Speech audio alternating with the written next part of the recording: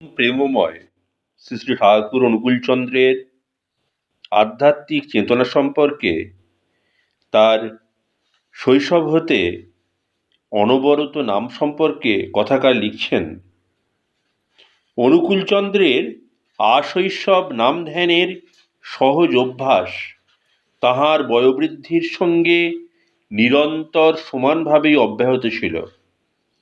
তীব্র অনুরাগের সহিত আকুল নেশায় অবিরাম নামজপের ফলে তাহার মস্তিষ্ক কোষের তীক্ষ্ণ সারাশীলতা ও প্রখর গ্রহণ ক্ষমতা এমনই বৃদ্ধি পাইয়াছিল যে তিনি কত বিচিত্র মধুর শব্দ, অনাহত নাদ ও তাল মায়নালযুক্ত সঙ্গীতাদি শ্রবণ করিয়া আকুল হইতেন। কত অনির্বচনীয় মনোরম দৃশ্যাদি অবলোকন করিয়া মুগ্ধ হইতেন। নানা বিষয়ে কত অভিনব অত্যাশ্চর্য অভিজ্ঞতা অর্জন করিয়া বিস্মিত হইতেন। তাহার এই সমুদয় দর্শন শ্রবণাদির অনন্ত বিচিত্র অনুভূতি ইষ্টসূত্রে গ্রথিত হইয়া তাহাকে জাগতিক সকল ব্যাপারে অসীম প্রাজ্ঞ ও জ্ঞানাধীশ করিয়া তুলিয়াছিল। এই নিরন্ধ্র নামাভ্যাসের ফলে অনুকূলচন্দ্রের এমন অবস্থা হইয়াছিল যে তিনি যখনই যাহা কিছুতে গভীরভাবে মনঃসংযোগ করিতেন তৎকালে নিজেও তদবস্থা প্রাপ্ত হইয়া যেন তাহাই হইয়া যাইতেন। একাগ্রচিত্রে বৃক্ষের প্রতি মনোনিবেশ করিলেন, অমনি নিজেই যেন বৃক্ষ হইয়া মাটি হইতে রস আহরণে খাদ্য সংগ্রহ করিতেছেন। সূর্যকিরণে পত্রাভ্যন্তরে তাহার সমীকরণ দ্বারা পুষ্টির আনন্দে তৃপ্ত হইছেন। এইরূপ বোধে মশগুল হইয়া পড়িতেন। বৃক্ষের ফুল ও ফল প্রসবের আনন্দ তাহার আঘাত বেদনা তাহার যত কিছু সূক্ষ্ম দুঃখ বৃক্ষের মতোই নিজে অনুভব করিতেন।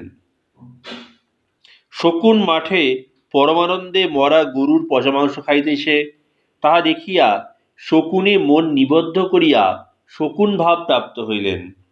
শকুনের মতোই গলিত গোমাংসের আস্বাদন সুখে বিভোর হইয়া পড়িলেন। ইচ্ছা হইল চাঁদে মনস্থির করিয়া চাঁদে উপনীত হইলেন। সে স্থানের সকল দৃশ্য প্রত্যক্ষ করিলেন। তাহার তত্ত্ব ও তথ্যাদি সম্পর্কে সাক্ষাৎ অভিজ্ঞতা অর্জন করিলেন। এইভাবে তীক্ষ্ণ অন্তর্দৃষ্টির বলে বিশ্ব প্রকৃতির কত বিচিত্র অভিনব দুর্গেয় রহস্যের সন্ধান যে তাহার প্রত্যক্ষ অনুভূতির নিকট ধরা পড়িত তাহার ইয়ত্তা নাই। অটুট ইষ্টপ্রাণতার অমোঘ প্রেরণায় অবিরাম এইভাবে নামাভ্যাস যোগে তিনি আরো গভীরতম স্তরে গমন করিয়া সমগ্র জগতের অন্তর্নিহিত আদি কারণ সত্তারও সাক্ষাৎ লাভ করিলেন। তিনি সর্বসত্তা দিয়া প্রত্যক্ষভাবে ইহা উপলব্ধি করিলেন যে বিশ্বের যত কিছু সবই সেই অনাদি একেরই অভিব্যক্তি। সেই এক তিনিই বিশ্বব্রহ্মাণ্ডের সব কিছুতে বিরাজমান রহিয়াছে। আর এই পরম ও চরম সত্যের অপরোক্ষ অনুভূতি এমনই অনায়াসে তাহার সর্বসত্তায় অনুসৃত হইয়াছিল যে জল স্থল আকাশ বাতাস গাছপালা জীবজন্তু দুনিয়ার যত কিছু সকলকেই তিনি একান্তভাবে আত্মবৎ মনে করিতেন। তিনি নিজেই যেন সব কিছু হইয়া আছেন এরূপ বোধ করিতেন। আর এই সহজ পরম বোধ তাহার জীবনযাত্রার প্রাত্যহিক সাধারণ কার্যকলাপেও অহরহই অসাধারণ রূপে আত্মপ্রকাশ করিত। আহারে বসিয়াছেন, অন্ন গ্রহণ করিতে পারিলেন না। তিনি যাহা অন্নও তাহাই। কে কাহাকে আস্বাদন করিয়া গ্রহণ করবে, এইভাবে আবিষ্ট হইয়া অন্ন গ্রহণে বিরত থাকিলেন। কখনো বা কিছুক্ষণ আহারের পর ভাবাবেশে বিভোর হইয়া আহারের কথা একেবারেই ভুলিয়া গেলেন। আহার বন্ধ করিয়া গান গাহিতে লাগিলেন। মূত্রত্যাগের পর জল শৌচ করিতে গিয়া মহা সমস্যায় পড়িলেন। তিনি যাহা, শিষ্ণও তাহা, প্রস্রাবও তাহা, জলও তাহাই। সুতরাং কে কাহাকে কি দিয়া শৌচ করিবে, এই ভাবনায় ব্যাকুল হইয়া পড়িলেন। এইরূপ ভাববিহল অবস্থায় কিছুকাল তাহার কখন দিবা কখন রাত্রি সে বোধ পর্যন্ত বিলুপ্ত হইয়া গিয়াছিল। এই অবস্থায় দিবারাত্রি এক মুহূর্ত না ঘুমাইয়া তিনি এক সময় একাদিক্রমে দীর্ঘ 6 মাস যাবৎ জাগ্রত থাকিতেন।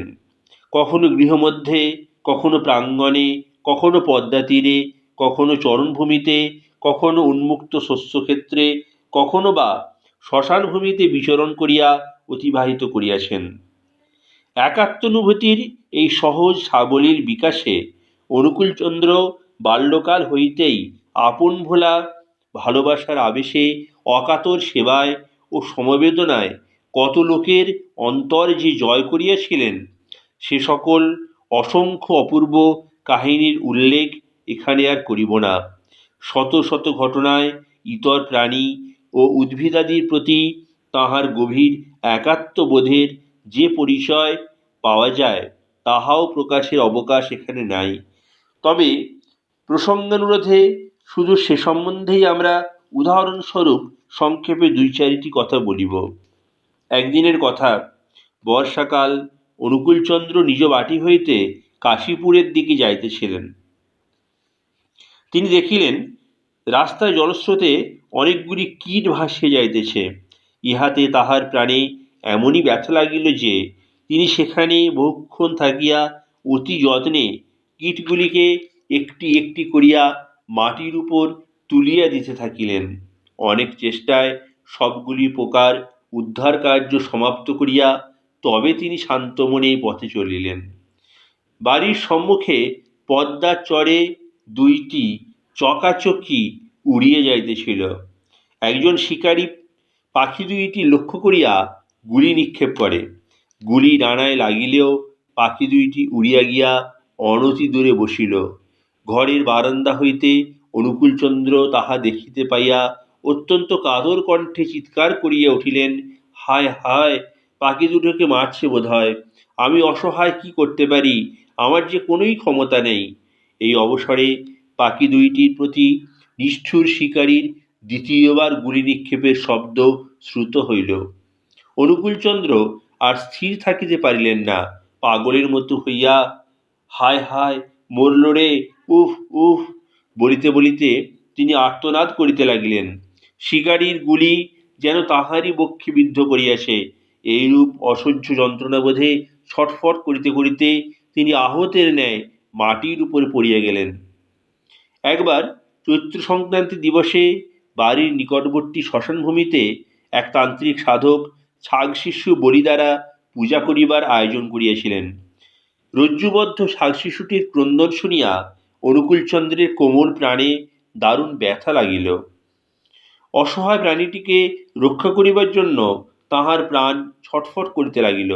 অনুকূলচন্দ্র উক্ত সন্ন্যাসীর নিকট গিয়া ছাগ শিশুটিকে বলি না দিয়া অন্য উপাচারে পূজা সম্পন্ন করিবার জন্য বিনীতভাবে কাতর কণ্ঠে প্রার্থনা জানাইলেন।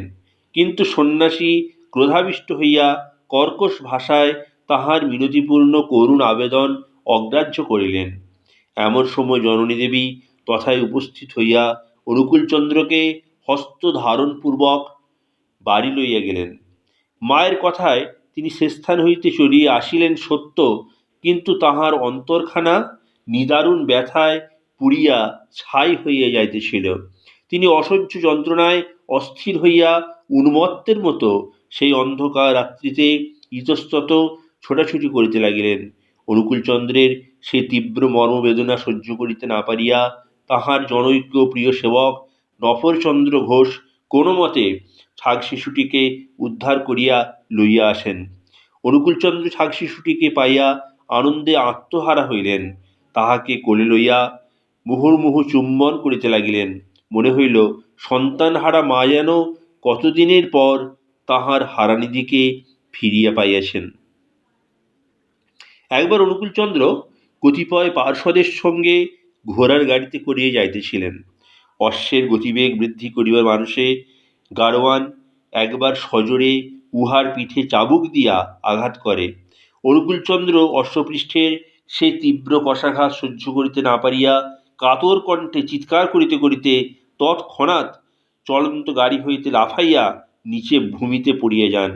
সঙ্গীরা তখন কাছে যাইয়া ইহা দেখিয়া বিস্মিত হইলেন যে ঘোড়ার পিঠে চাবুকের যে লম্বা লাল দাগ পড়িয়াছে, চাবুক মারার সঙ্গে সঙ্গে অনুকূলচন্দ্রের পৃষ্ঠদেশেও তাহা মোটা হইয়া অনুরূপভাবে ফুটিয়া উঠিয়াছে, আর সেজন্য অসহ্য যন্ত্রণায় তিনি ভীষণ কষ্ট পাইতেছেন।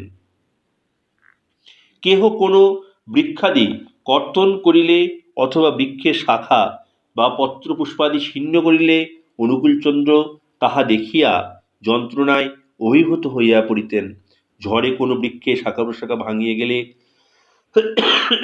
তিনি বৃক্ষের সেই ক্ষতস্থানে মাটি, গোবর, খড় প্রভৃতি দ্বারা ব্যান্ডেজ বাঁধিয়া এবং তাহাতে নিয়মিত জলসেচ করিয়া ক্ষতস্থানটি নিরাময় করিয়া তুলিবার জন্য কত চেষ্টাই না করিয়াছিলেন।